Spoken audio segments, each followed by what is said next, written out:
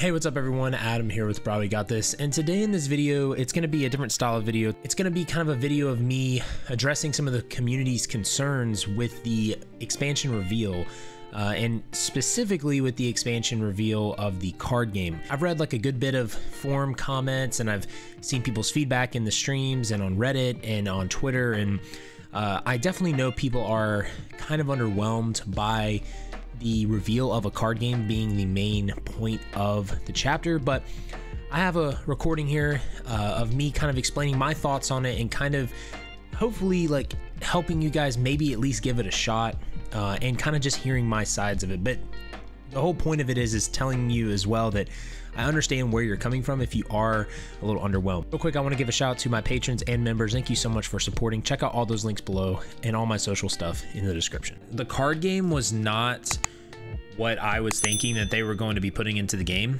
I was excited though, but I was shocked because I knew that people in the ESO community, a lot of people were going to be really upset and underwhelmed and really just not like it. But here's why it makes sense, okay? And then I'm going to get into, I understand why people were underwhelmed, but here's why that system makes sense to me of why they're doing it. First of all, we all wanted a new class. We all wanted a new weapon line, you know, we all wanted ship combat, you know, we wanted PvP things. Well, first of all, they already said that they weren't doing any PvP updates until they fix it, which will take about probably over a year. So that's off the table, no PvP, right? They've already said this year they're restructuring and recoding all their servers. If they're doing that, right, that's gonna take a lot of power to do that, manpower, right? And that means if they added a new class, if they added a new weapon line, if they added ship combat, that would, you know, make it even harder to do that, okay? So that kind of wipes a lot of that off the table. And then they had an interview like 3 months ago with the director of the game, the guy that came on at the beginning, like Matt Furor, I think his name is. And he basically said that until they get the new servers, essentially they've been limited to be able to do new animations because of the older gen consoles. Like, so for instance, they can do new animations on PC, the next gen consoles, but if you make a new, you know, class, they are gonna want to have different animations. You're not gonna want to just have reskins, right? Think about the volcanic geysers, right? Those things that they're putting in the game, like the public event. They're going to be exact reskins of abyssal geysers. They're going to shoot up like the abyssal geysers and all the other stuff because the animation and everything is in the game, right? Like, so they don't have to recreate that.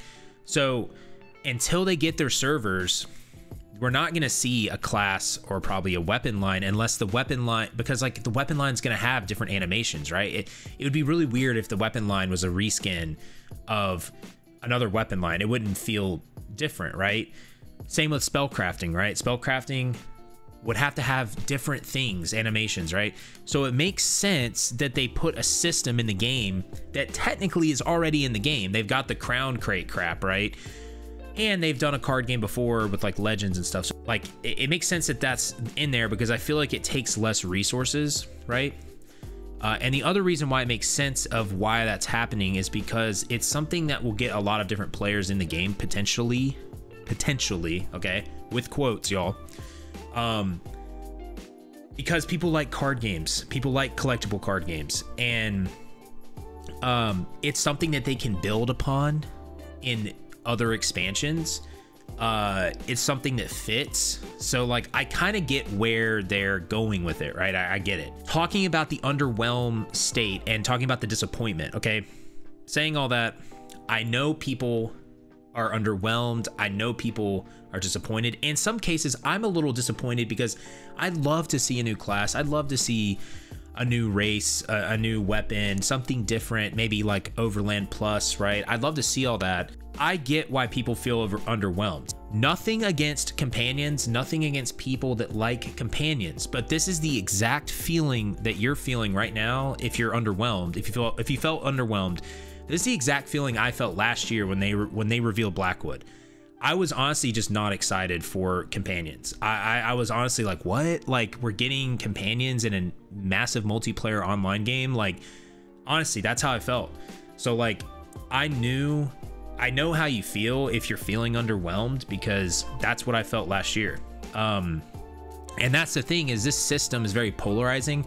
There's some players and people that don't like card games at all, right? They don't like card games at all, and that's fine. Like, I get it. Like, if you don't like card games and you're like, dude, I'm not playing an MMO for card games, makes total sense. I totally get it, right? I'm fortunate to, like, I like card games. I like TCGs. I love CCGs. I like deck builders. So like, I'm actually excited, but I understand that not everyone's gonna be excited. The other thing I want to say is I would not just dismiss this system, okay? I think a lot of people are undervaluing and underestimating what this system can actually bring. If this is the main theme of their chapter, like the main system, you know, think about Antiquities, right? Antiquities was not something small. You didn't just go uncover like 5 antiquities in a zone and it was over, right? Antiquities has affected the game so much, right? It's affected the game in ridiculous amounts, right? You can do it for lore, you can do it for fashion, you can do it for mythic items, and there's antiquities in every zone, and they keep adding more mythics and antiquities in every patch. So if you look at this system, this isn't something that is gonna just be this like little mini game. I think people are underestimating, like, this isn't just gonna be some mini game. This is gonna be something they're investing in.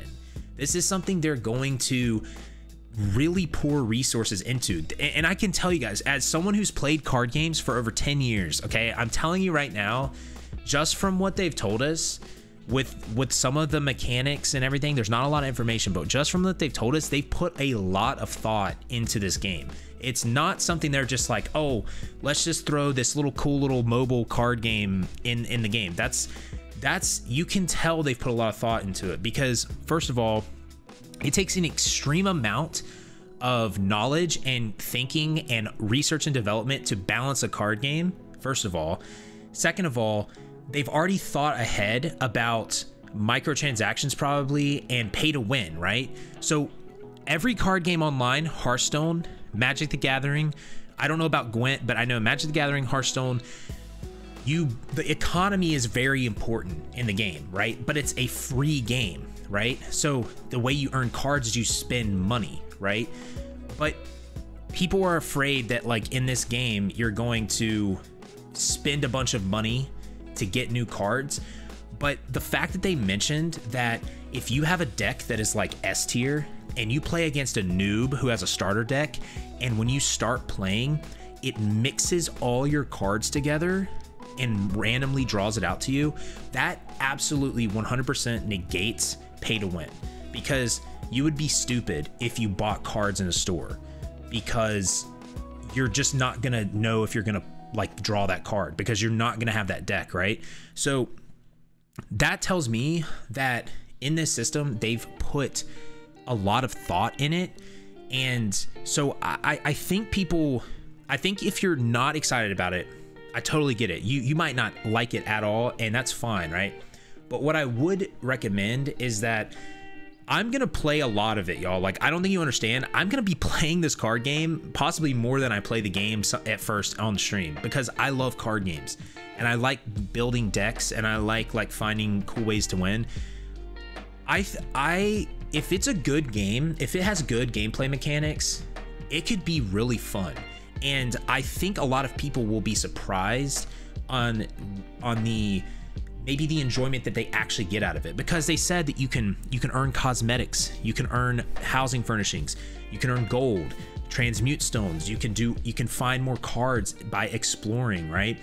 There's going to be ranked for solo, there's going to be ranked for PvP. So that is really cool too. And to me, that's a kind of system that like I have been looking forward to, because it allows me to get on the game and be excited to like, oh, like I can play towards something, you know, like I've done a lot in this game. There's other things I can play towards, but I'm just saying, like, this is something I've been excited about. But so my biggest suggestion with that is, I think that if you're not excited about it, just wait and see, you know. I'm gonna have videos on it. I'm gonna have I'm gonna have guides on it and stuff. Here's the thing, y'all, it could be absolutely awful. It could absolutely be pay to win, right? For some reason, they could just do that. I don't know why they would do that. It doesn't make any sense. It could be absolutely garbage, right? But I honestly think that it might actually be a really cool thing for ESO. Like, I really do. So I think if you're skeptical, don't pre-purchase it right now, right? Wait, just kind of see what it looks like, and just you might find yourself actually liking it. But that's the biggest thing I wanted people to take away from this, is that I don't think this is just going to be some mini game. Like, I think this is going to be something that they want to expand upon, because it has so much potential. I mean, it really does. So to say all that, the last thing I want to mention is, you know, I feel like ESO is sort of going away from the traditional MMO model, and I've talked about this a little bit, but like, if you think about it, like, think about companions, think about this card game, think about all the stuff you can do in ESO, the way you want to play. Like, their whole mantra of ESO is like, you play the way you want to play, right? If you want to play solo, you play solo. If you don't want to do any combat and just do like lore, housing, whatever, you do that. If you want to end game, right? You know, PvE, dungeons, trials, PvP. I know that's not a great place right now for PvP, but you know, they have all these things. So their whole thing is like, play the way you want. It's created this interesting like meld of game where like, now it feels more like an RPG that's just online. That's something I think a lot of people like don't. I think that's what kind of makes ESO a little bit different than other MMOs. It's not that traditional like MMO grind, I guess, if that makes sense, like Final Fantasy or World of Warcraft. But that's my thoughts on it. Again, I totally understand if people don't like the card thing, like they're underwhelmed. I get it. Okay, listen to me, I understand. Okay, I understand. And I'm not telling you have to like it. I'm just saying that I think that I really think it could actually be something good. But that's my thoughts, y'all. You let me know what you think about that. Told you I wasn't gonna rant. See, so I didn't rant, so I'm gonna read y'all's comments now. Okay.